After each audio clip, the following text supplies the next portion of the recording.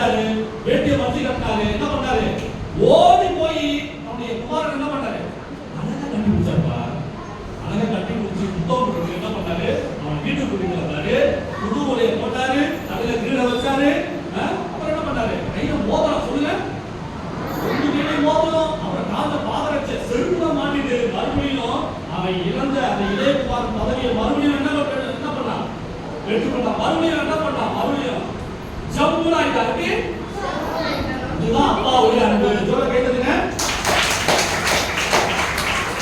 அப்போ நாமளும் ஒரு நேரத்துல ஏசப்பா உண்டு நம்ம தூரம் போயிருந்தா இப்ப என்ன பண்ணணும்?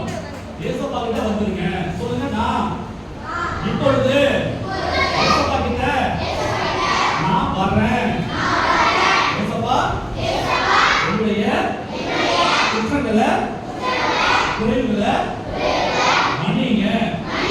மறுபடியும் என்ன என்னுடைய பிள்ளையாக மாற்றுங்க.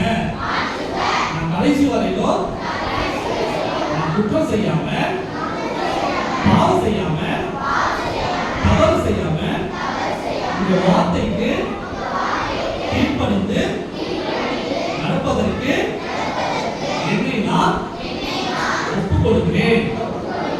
என்னை ஏற்றுக்கொள்ளுங்க, வழி நடத்துங்க.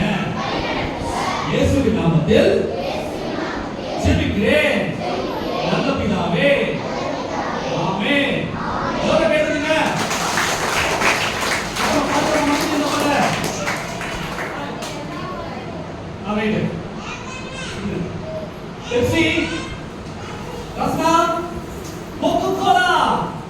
Super super super. 1 2 3 4 5 1 2